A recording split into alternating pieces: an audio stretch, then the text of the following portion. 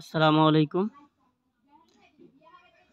Guys, আপনাদের দেখাবো আজকে কিভাবে ডিএমএসএস সফটওয়্যার দিয়ে আপনার যেগুলো অডিও সাপোর্টেড ক্যামেরা অডিও কিভাবে অন করবেন এটা আপনাদের দেখাবো। প্রথমে আপনাদেরকে প্লে স্টোরে যেতে হবে।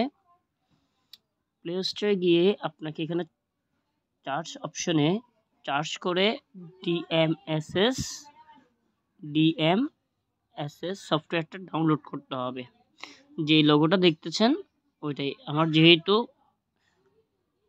ডাউনলোড করা আছে, আমি ডাউনলোড করব না, আমার আপডেট আসছে, এটা পরে দিব। আমি সরাসরি সফটওয়্যারে চলে যাব।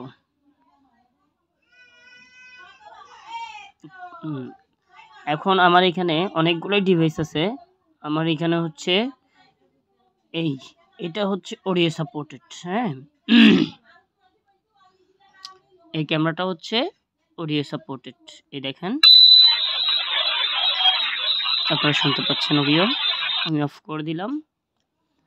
তারপরে আপনি সেটিংস বাটনে যাবেন। হ্যাঁ, যাওয়ার পরে আপনি কোন চ্যানেলের রেকর্ডটা করবেন আর কি, অডিওটা অন করবেন।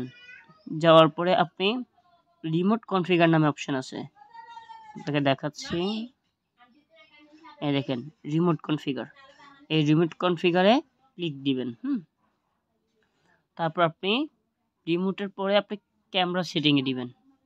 দেওয়ার পরে দেখবেন যে ক্যামেরার পরে ভিডিও স্ট্রিম নামে এখানে দিবেন।